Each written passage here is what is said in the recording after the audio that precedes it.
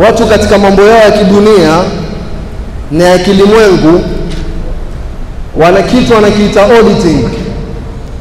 Baada ya mwezi, baada ya miezi 6, baada ya mwaka, tena wana internal na external. Mtu yani ndani ya kampuni yake, ndani ya kazi yake yapiga hisabu. Tumeenda hasara wapi? Tumeenda faida wapi? Kisha yuaja na mtu wa nje pia yapiga hisabu. Zimeibwa ama zikuibwa, zimetumika vizuri. Hii ni kwa sababu mtu ana ihtimam na mali yake. Bali mfano wa karibu zaidi, simu zetu sisi tutumia kila siku. Tuna M-Pesa. Kabla hujatuma pesa, kabla hujalipia kitu, wahakikisha ile namba. Nimeweka namba sawa ama itaenda makosa? Pesa yangu itapotea, japokuwa sasa tumeweka reversal lakini pia wahakikisha. Yote ni nini? Una ihtimam na kile kitu. Una hamu na yale mali. Mali yangu yako vipi? Yaenda vipi? Na yatumia vipi? Nitapata vipi? Lakini je, tunao ihtimam na muamala wetu sisi na Mwenyezi Mungu Subhanahu wa Ta'ala? Ukajipigia hisabu, mimi na Mwenyezi Mungu tuko vipi? Hali yangu mimi kwa Mwenyezi Mungu ya kuridhisha? Je, nina hasara ama nina faida katika kufanya biashara mimi na Mwenyezi Mungu? Kwani kuna biashara na Mwenyezi Mungu? Naam. Ya ayyuhalladhina amanu hal adullukum ala tijaratin. Je, Mwenyezi Mungu mwenyewe asema, je, nisiwajulishe nyinyi kuhusu biashara? Biashara yake yeye Mwenyezi Mungu, lakini biashara Mwenyezi Mungu hupati shilingi wala hupati mali. Biashara yake nini? Tijaratin tunjikum min adhabin alim. Kuna biashara gani kama biashara hii ambayo kwamba ya kuokoa kutokamana na adhabu yenye uchungu? Fanya biashara na Mwenyezi Mungu na wafanya hata kama hutaki. Sasa ni wewe umepuuza ama umetilia maanani? Umepata hasara ama umepata faida? Umeisahau ama umeikumbuka? Lakini biashara iko wewe na Mola wako. Kuna ambao kwamba Mwenyezi Mungu atujalie katika hao ni mabilionea katika biashara na Mwenyezi Mungu. Wana pesa kweli kweli, lakini si pesa, ni thawabu.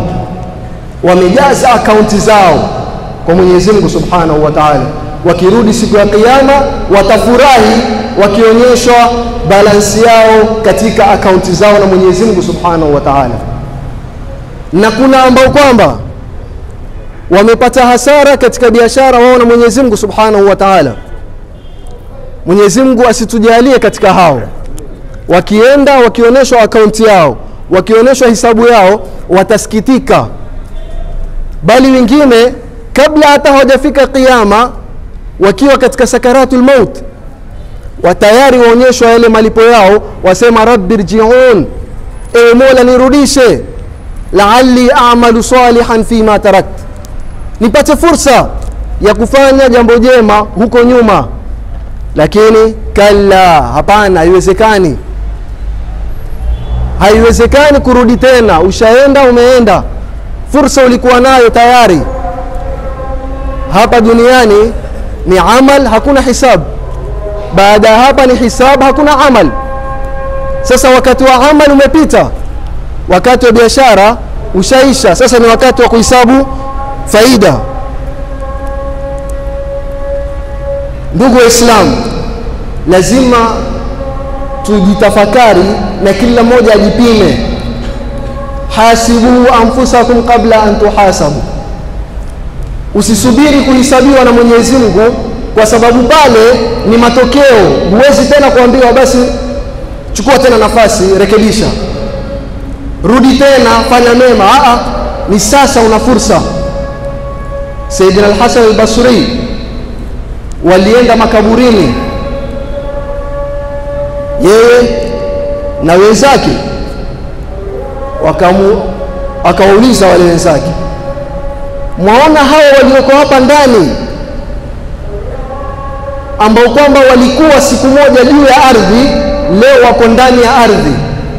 Walikuwa siku moja juu ya mchanga, lakini leo wako chini ya mchanga.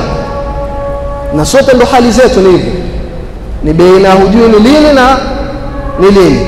Lakini lazima akauliza, mwaona hawa watamani nini? Kitu wanachokitamani ni kitu gani? Je, watamani warudi wazidishe katika kutafuta dunia, katika kuongeza mali, katika kustarehe, katika kufanya maasi, katika kuacha taat? Akamwambia la, hawa tamani wapate fursa hata kama ni ndogo kiasi cha kusema subhanallah, warudishwe duniani waseme subhanallah. Kiasi cha kuswali raka mbili, warudishwe duniani waswali raka mbili tu. Akamwambia naam, ndivyo, hawatamani kingine isipokuwa hiko. Lakini fatahum fala yafutukum, wao ishawafutu, wao washakosa, wao washamaliza, na nyinyi msikose, na nyinyi msipite. Fursa unayo, usisubiri unapoikosa ndio itamani kurudi. Ulipokuwa nayo ulitumia vipi? Ulipata misimu ya khairat, ulipata ayyamul ashr min dhilhijja, ma min ayamin al'amalu salihu fihinna ahabbu ila Allah ama a'zamu inda Allah min hadhihi al-ayyam.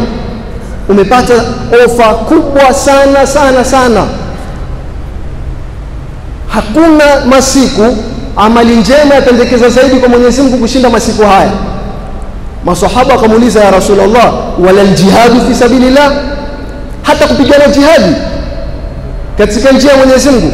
Mtume akamwambia, wala al-jihadu fi sabilillah illa rajulun dhahaba bimali wa nafsi falam yarji min dhalika shay.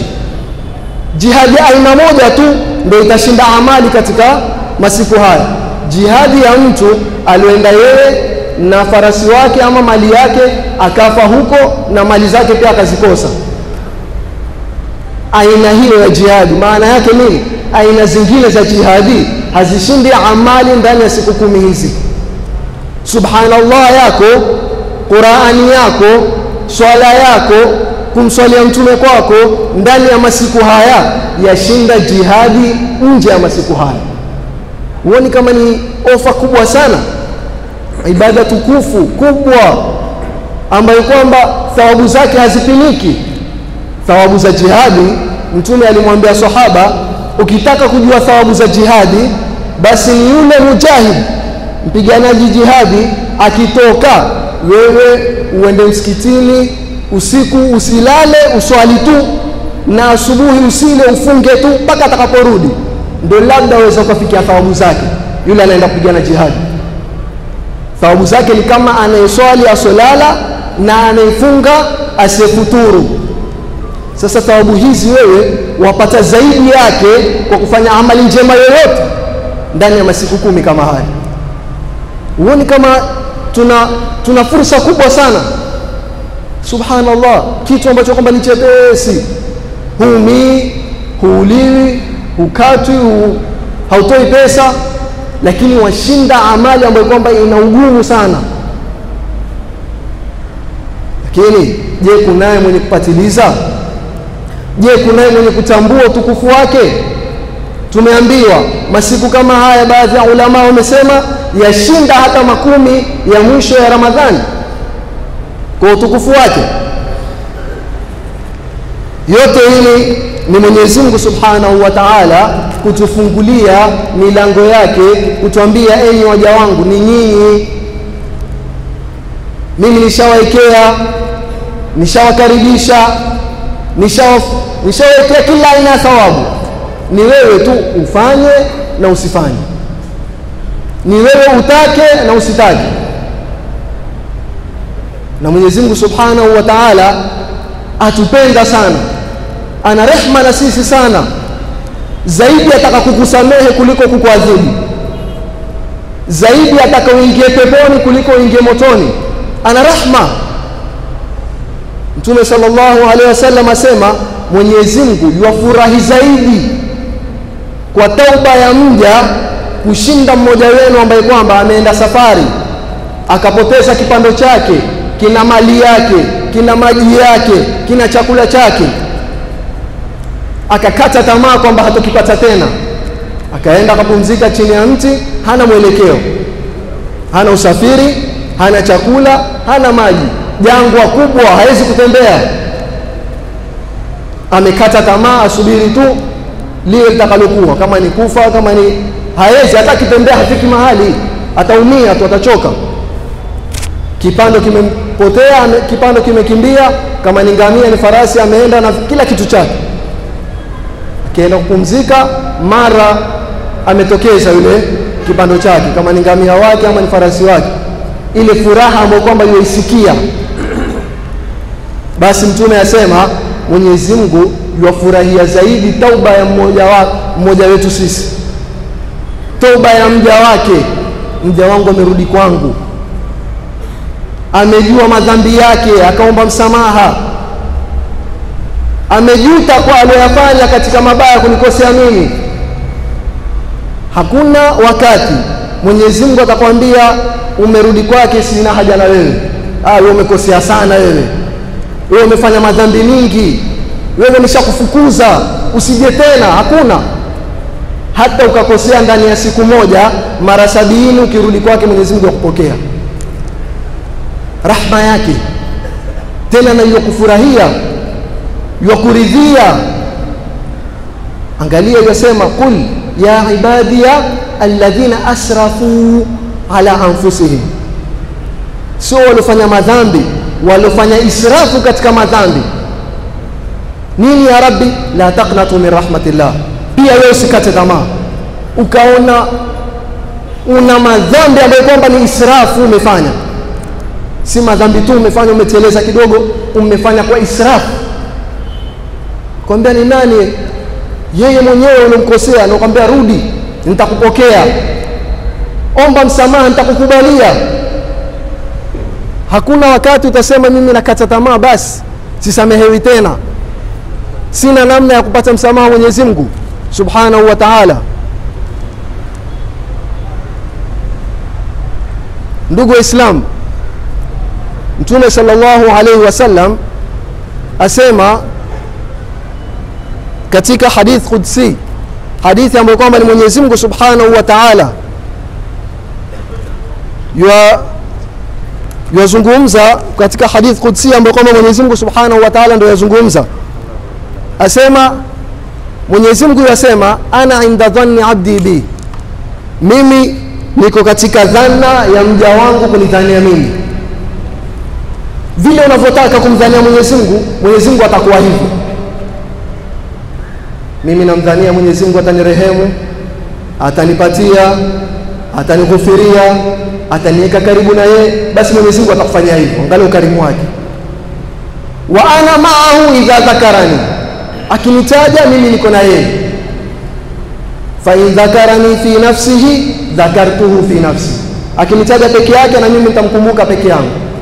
Wa in dhakarani fi mala'in, akinitaja kwa watu na mimi nitamkumbuka katika mala'in khairun minhu, dhakartuhu fi mala'in khairun minhu. Kisha angalia sema nini? Wa in atani yamshi ataituhu harwala, akinijia mimi yatembea, mimi nitamwendea yeye kwa kukimbia. Mwenyezi Mungu hafanani na viumbe vyake. Mwenyezi Mungu hana mahali utaenda, lakini ni mfano katika lugha yatumika ya kuwa wewe ukamuonyesha Mwenyezi Mungu tu kwamba wataka fadhila zake, wataka thawabu zake, wataka rehema zake, hata kwa jambo dogo, hata kwa udogo. Usidharau jema lolote, ukifanya yeye Mwenyezi Mungu akumiminia thawabu, rehema, maghfira. Hasemi kwamba vile unavyofanya na mimi nitakupatia, fanya jema dogo ama moja ama mawili na mimi nakupa moja ndogo. Onyesha tu kwamba ya Rabbi, mimi nataka thawabu zako, nataka msamaha wako. Yeye ndio kufanyia zaidi ya wewe unavyofanya, malipo yake ni zaidi ya matendo yako. msamaha wake ni zaidi ya madhambi yako. Katika hadithi nyingine pia Mtume asema, Mwenyezi Mungu asema, anajikurubisha kwangu mimi hata kwa dhiraa kidogo tu, mimi nitajikurubisha yeye zaidi. Wafanya thawabu moja, Mwenyezi Mungu akupatie thawabu 10, 70, 700 mpaka ambapo kwamba haina hisabu. Wewe umefanya moja, wewe ukatia nia. Ndio tuliambiwa tutie nia njema kiasi cha tunavyoweza. Masiku matukufu haya, tia nia njema. Mwenyezi Mungu atakazokuwafikia utazifanya, ambazo hakukuwafikia utapata thawabu pia. Nimenuia masiku matukufu haya, nitafunga, nitasoma Qur'ani, nitatoa sadaka, nitasaidia, nitafanya hivi. Kisha ufanye kwa kiasi cha uwezo wako. Mwenyezi Mungu kwa ukarimu wake atakupatia yote uliyofanya na uliotia nia hukuweza. Ukiweka nia ya jambo jema, Mwenyezi Mungu tayari akuandikia thawabu. Ngala rehema yake. Kisha ukilifanya, alhasanatu bi'ashri amthaliha. Jema moja ni mara 10 yake thawabu wapata. Kisha angalia huruma ya Mwenyezi Mungu, wasema ukaweka nia mimi nitafanya baya. Ni binadamu, lazima utakosea. Hilo usiseme nimetubia basi nimerudi tena, najua nitatubia nitarudi tena. Mwenyezi Mungu yajua yuko hivyo, na akwambia tubia kile ukikosea. Hujui tauba gani itakuwa ndio tauba ya mwisho. Hujui tauba gani ndio itakuokoa. Usidhanie kwamba ukishakutubia basi wewe utakuwa maasum, utakuwa malaika ama utakuwa nabii, ufanye tena makosa. La, ni binadamu, lazima utarudi, utateleza. Ukaweka nia nitafanya jambo baya, kisha usilifanye, Mwenyezi Mungu yakuandikia thawabu. Ukaweka nia utafanya jambo baya, kisha ukafanya, Mwenyezi Mungu akuandikia thawabu moja, dhambi moja afa. Angalia kinyume, katika thawabu ukiweka nia na hukufanya waandikiwa thawabu, ukifanya waandikiwa mara 10 yake. Angalia rehema ya Mwenyezi Mungu. Katika thawabu umekusudia tu, tayari thawabu ushaandikiwa. Ukifanya waandikiwa mara 10 yake, alhasanatu bi'ashri amthali. Katika dhambi umekusudia utamkosea Mwenyezi Mungu, utamuasi Mwenyezi Mungu, ngala rahma, kisha usifanye, ni thawabu waandikiwa. Na ukifanya ni dhambi moja, katika thawabu ni 10 ukifanya, katika dhambi ukifanya ni moja. Tena katika thawabu haikomi katika 10. Wallahu yudha'ifu liman yasha, na Mwenyezi Mungu humuongezea anayemtaka. Ukafanya thawabu moja ikawa ni 10, 70, 700 ila ma la ya'lamu illa Allah. Wewe waweza ukatoa sadaka tonge moja la chakula, ukatoa sadaka shilingi 10, usidharau, fanya katika hasa katika masiku 10. Katika mambo ambayo kwamba yatakufanya thawabu zako ziongezwe mara nyingi ni kufanya katika masiku matukufu. Ukienda siku ya Kiyama wapata wewe umefanya jabali na majabali ya amali njema. Ya Rabbi, mimi sikufanya, sikufikia hapa, nilitoa tu kidogo. Mwenyezi Mungu akwambia nilikufanyia mudhaafa, nilikuongezea, nikakuongezea, ni kama kitu kinachokuwa. Ndio tukasema wataka kufanya investment, fanya na Mwenyezi Mungu, invest kwake. Ukitoa riba, wanadamu kwa wanadamu ni haramu, sio? Lakini Mwenyezi Mungu kwake yeye, kwako wewe ni halali. Mkopeshe, atakulipa zaidi ulivyomkopesha. Ukimkopesha shilingi 10, siku ya Kiyama yakulipa idadi ambayo kwamba haijulikani. Wallahu yudha'ifu liman yasha, yakuongezea na yakuongezea kile kidogo, thawabu ikawa ni kubwa. Fursa ni sasa katika uhai wetu, fursa ni sasa katika masiku matukufu. Rahma ya Mwenyezi Mungu ni kubwa sana. Wewe mwenyewe hufai kukata tamaa, na hufai kumkatia mwingine tamaa, na hufai kumkatisha mtu tamaa. Wewe mwenyewe usijiambie mimi kuisha. Hakuna mtu ambaye mimi kuisha. Wangapi hufanya na wakafanya wakaja wakatubia mwisho wa umri wao na Mwenyezi Mungu akawarehemu na akawasamehe. Na ufai kumkatia mtu tamaa ukamwona yule kunao wa kusamehewa lakini si yule. Nani? Mwenyezi Mungu amekuwakilisha wewe, Mwenyezi Mungu amekuachia wewe hisabu, basi madamu ni yake yeye Allah Ghafurur Rahim, mwachie yeye. Na hufai kumkatisha mtu tamaa ukamwambia wewe bwana hata huna haja wewe kuisha wewe, usiombe msamaha, usirudi kwa Mwenyezi Mungu. Hakuna, zote hakuna. Hata ukamwendea Mwenyezi Mungu biqurabil ardi khataya, madhambi na makosa ambayo kwamba yajaza ardhi nzima, madhambi kiasi cha kujaa dunia nzima, ni madhambi yako peke yako. La ataituhu biqurabiha maghfira, na mimi nitamwendea kwa mjazo wa hayo madhambi yake msamaha. Angalia, ni sisi tu tumefunguliwa mlango, hatutaki kuingia. Yuko tayari kukupokea, yuko tayari ukimwomba yukupatia, ukimtaja yukulipa, ukimwomba msamaha yukubalia, ukifanya mema yukuongezea. Ni wewe uamue wataka kurudi kwake ama bado uko na taswif, saufa nita. Una hakika gani mpaka hapo unaposema utafika mwakani, kesho? Una hakika gani utafika? Ni sasa. Rudi kwa Mola wako na Mwenyezi Mungu atakupokea. Hata mtu akawa yukariri, si kwa kukusudia wala si kwa istihzai kwamba nafanya makosa, Allah Ghafurur Rahim, naenda kufanya dhambi, Allah Ghafurur Rahim, hiyo sasa wamfanyia istihzai Mwenyezi Mungu. Lakini nimefanya makosa kama binadamu, nimeteleza, narudi kwake na nimeazimia sitorudi tena. Kisha kibinadamu kateleza tena, rudi tena na nimeazimia sitorudi tena. Ukiwa hivyo Mwenyezi Mungu yakupenda haswa. Inna Allaha yuhibbu kulla 'abdin mufattanin tawwab, huyu mja ambaye kwamba kila kikariri kosa yukariri kuomba msamaha, kila akirudia kuteleza yuarudi yomwomba Mwenyezi Mungu na Mwenyezi Mungu yamkubalia. Na Mungu hakuna wakati atakwambia sikutaki tena. Wajua vipimo vya binadamu viko hivi, umenikosea mara ya kwanza atakusamehe, mara ya pili wewe sasa umezoea, wewe bwana hata usije tena wewe. Mungu si kipimo hicho cha Mwenyezi Mungu. Fanya utakavyofanya kiubinadamu na kwa kuteleza, kisha ukirudi utasamehewa madhambi. Angalia rehema ya Mwenyezi Mungu, wa man taba wa amana wa amila salihan faulaika yubaddilu Allahu sayyi'atihim hasanat wa kana Allahu Ghafurur Rahim. Angalia rehema ya Mwenyezi Mungu. Siku na umekosea ukaenda akakusamehe, kuna na zaidi. Mwenyezi Mungu asema kuna watu walladhina ambao kwamba wamefanya zina, wamefanya shirki, wamemkosea, wamedhulumu, lakini akasema isipokuwa kuna watu watatubia, Mwenyezi Mungu licha ya kuwasamehe madhambi, yubaddilu Allahu sayyi'atihim hasanat. Allahu akbar.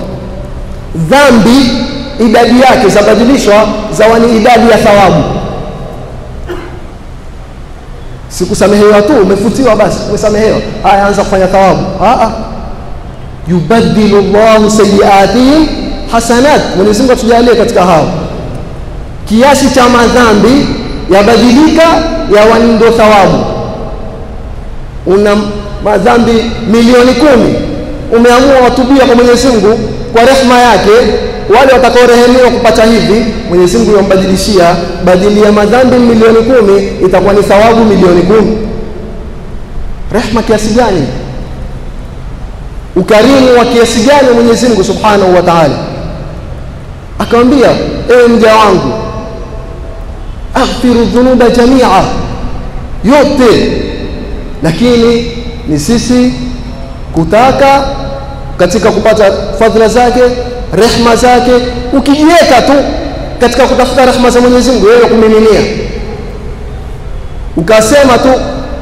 Angalia katika fadhila moja, subhanallah wa bihamdihi, subhanallah wa bihamdihi mara 100, Mtume sallallahu alaihi wasallam asema, anaisema hivi, Mwenyezi Mungu humsamehe madhambi yake yote, walau kanat mithla zabadil bahri, hata kama ni mfano wa povu la mawimbi ya bahari. Ya kuchukulia muda gani? Ama ya kuchukulia nguvu gani? Dakika na nusu ama dakika mbili? Subhanallah bihamdi, subhanallah bihamdi, subhanallah bihamdi. Wasamehe wa madhambi, labda wewe umetumia dakika mbili, madhambi labda ya miaka 2, miaka 72, miaka 200. Ni kuonyesha kwamba Mwenyezi Mungu ana rehema na sisi. Wewe useme tu subhanallah bihamdi, umefanya madhambi, Mwenyezi Mungu akusamehe madhambi yote. Kisha kwa yale makubwa ufanye na tauba, tauba ambayo kwamba iko sahihi, imetimia Mwenyezi Mungu Subhanahu wa Ta'ala. Na utaona katika mifano, katika tarehe, utasikia watu wakubwa, watukufu, wema. Mfano wa Al-Fudhail bin Iyad. Al-Fudhail bin Iyad alikuwa ni katika watu waovu, tena maarufu katika mji wao wote. Kwanza alikuwa ni jambazi wa kusimama katika njia, misafara ikipita ayavamia au ibe mali. Pili, alikuwa ni mtu wa kupenda kufuata mambo ya shahawati, matamanio yake kwa njia ya haramu. Kama kuna watu wa kukatiwa tamaa ni wengi sana, ingekuwa wamekatiwa tamaa wote watukufu. Mmoja wao ni huyo, ingekuwa tumesema vipimo vyetu vya binadamu basi yule, ama kama ingekuwa wewe basi mimi. Lakini hakuna. Fudhail bin Iyad siku moja asema, nimependa mwanamke kwa njia ya haramu, ikawa yuenda kuingia kwenye nyumba kwa siri. Bahati katika jirani wa pale nyumba ni katika wenye kuamka usiku kusoma Qur'ani, ikawa yosoma Qur'ani kwa sauti. Fudhail bin Iyad akamsikia yosoma, alam ya'ni lilladhina amanu an takhsha qulubuhum li dhikrillah. Je, bado tu hawa walioamini nyoyo zao kunyenyekea kwa ajili ya Mwenyezi Mungu? Bado tu hujaamua kurudi kwa Mwenyezi Mungu? Asema, bala ya rabbi qad ana. Pale kamuingia, angalia mtu mwovu mbaya yuko katika maasi, lakini Mwenyezi Mungu rahma yake hujui itamteremkia nani. Sema, bala ya rabbi. Kwa nini ya rabbi? Tayari nishaamua. Akarudi akatafuta mahali kupumzika, kusubiria asubuhi sasa abadilishe maisha yake. Akienda kupumzika mahali, asikia watu wazungumza, sasa tusafiri ama tusisafiri? Waambiana, wazungumza. Mmoja asema, hatujui Fudhail yuko atatuvamia ama hayuko. Sema, subhanallah, angalia mimi nimefikia hali gani, watu wote walisema mimi vibaya. Kuanzia siku hiyo akarudi nyuma na akawa mwema. Sahihi, mfano mkubwa sana katika mifano ya wacha Mungu wakubwa. Hakuna utasema hebu kama mimi wakubadilika ama wakutubia, labda ni taratibu ama labda niwe hivi. Haina rangi, haina kabila, haina umri, haina taratibu. Ni rehema ya Mwenyezi Mungu tu. Na rehema ya Mwenyezi Mungu ni nini? Makusudio. Ukaingia na ile azma, mimi najutia ile ndio fanya, tayari ni rehema ya Mwenyezi Mungu imekupata, ipatilize. Hakuna kitu kama kukubali hali yako. Ujiangalie, mimi niko hali gani na Mwenyezi Mungu, na ukubali kwamba ninamkosea Mwenyezi Mungu. Hiyo tayari wewe ushapiga hatua moja kubwa sana. Wajua kuna mtu atafanya madhambi, atafanya makosa, lakini haoni. Yeye jiona uko sawa, madhambi yake ni thawabu, maovu yake ni mema. Huyo hana namna ya kurudi nyuma. Lakini ukajijua hali yako na uhakika wake, na kwamba mimi nahitaji tauba, uko kwenye khairi kubwa. Sasa bado tu uamue, sasa nafanya tauba, sasa narudi kwa Mwenyezi Mungu Subhanahu wa Ta'ala. Mtume sallallahu alayhi wasallam asema, law lam tudhnibu, law nyinyi hamfanyi madhambi kabisa, hadithi katika Sahih Muslim, la dhahaba Allahu bikum, Mungu angewaondosha. Wajaa biqaumin, na angeleta watu, yudhnibuna fayastaghfiruna Allah fayaghfiru lahum, angeleta watu ambao kwamba wakosea, wamuomba Mwenyezi Mungu msamaha, Mwenyezi Mungu awasamehe. Yani Mwenyezi Mungu yajua kwamba nyinyi lazima wanadamu wakosea, Huwezi wewe kufika mahali kasema mimi sikosei, sina madhambi yoyote, msafi kabisa, huwezi. Na lao ungekuwa hali hiyo, Mwenyezi Mungu hataki watu wao. Ataka wale wenye kumnyenyekea na kumdhalilikia na kumrudia kila mara, kila wakati. Ofa hizi ziko, ndugu wa Islam. Makumi haya, kuna yaumu Arafa, siku kubwa ya yaumul maghfira, ya kusamehewa na Mwenyezi Mungu, msamaha wenye kuenea haubakishi. Je, uko tayari? Je, unataka msamaha wake? Ama tamdhi layali wala yadruna iddataha, tutakuwa kama mfano wa wale masiku yapita hatujui ni siku gani wala ina thamani gani wala tofauti kufanya nini. Tuzitukuzeni hizi siku na tuzipatilizeni, na uhakikishe ndani ya masiku kama haya umejaza akaunti yako kwa mambo mema. Faakthiru fihi min at-tasbih wat-tahlil wat-tahmid wat-takbir. Fanya nyingi, subhanallah, alhamdulillah, la ilaha illa Allah, Allahu akbar. Mwenye kuweza kufunga zote afunge, mwenye kuweza kufunga Arafa afunge, na kila mmoja kulingana na juhudi yake na bidii yake Mwenyezi Mungu Subhanahu wa Ta'ala atampatia. Na pia ni fursa, kama tulivyosema, ndio fursa. Kama wataka kurudi kwa Mwenyezi Mungu Subhanahu wa Ta'ala, rudi sahihi, na siku ya Arafa zaidi, usiku wake uamke, urudi kwa Mwenyezi Mungu, utubie, ujute kwa uliyofanya. Na mchana wake ukiwa katika somo, walete istighfar kwa wingi, ulete la ilaha illa Allah wahdahu la sharika la kama ilivyokuja, lete azkar kwa wingi, soma Qur'ani. Mwenyezi Mungu Subhanahu wa Ta'ala tumuomba kama alivyoturuzuku tukapata nguvu ya kufika na uhai wa kufika masiku matukufu kama haya, tupate fadhila zake na rehema zake zilizoko ndani ya masiku kama haya, tupate utukufu ambao kwamba umewekwa wa amali njema ndani ya masiku kama haya. Ukifanya tuhsin fayudhaif lak, fanya upewe thawabu mara mbili. Madhambi mengine Mwenyezi Mungu yakusamehe kabla hata hujaomba msamaha, wafutiwa tu. Sasa hivi umekuja kuswali, ushasamehewa madhambi kuanzia sasa mpaka tangu Ijumaa iliyopita mpaka sasa. Angalia, yani mengine Mwenyezi Mungu yakufutia, yani madogo madogo haya yakufutia, makubwa lete tauba. Wamuomba Mwenyezi Mungu Subhanahu wa Ta'ala yakupatia kwa ukarimu wake. Hakuangaliwe ni mja muovu umeomba, ama umuomba yakupatia Mwenyezi Mungu Subhanahu wa Ta'ala. Neema ngapi ya kuneemesha? Lau ingekuwa Mwenyezi Mungu hawapi neema isipokuwa wale wema peke yake, kwanza neema ya uhai sote tungenyimwa, tungeangamizwa sote. Lakini yakupatia, yakuruzuku, yakuneemesha, lakini mja hajali mwingine. Zile nguvu Mungu alompa ndio yomfanyia kumkosea. Yale mali Mwenyezi Mungu alompa ndio yomkosea yeye nayo. Neema ya Mungu waitumia katika kumkosea yeye, neema yake tuitumie katika kumshukuru. Wamtaja Mwenyezi Mungu Subhanahu wa Ta'ala yukupatia thawabu. Haangalia anayemtaja ni mwenye ulimi mbaya, wa kutukana, wa kusengenya, wa kutia fitna. Mtaje bali ndio kwa sababu ya kusamehewa madhambi. Na vizuri na bora zaidi ni yule anayehifadhi katika hayo mengine. Wajikurubisha kwake, wa kumiminia fadhila na nafahat na rahamat ambazo kwamba hazina idadi. Yukupatia Mwenyezi Mungu kabla hujamuomba, na ukimuomba pia yukupatia. Tumepatiwa Uislamu, nani ameomba? Wengi tumezaliwa tu ni Waislamu.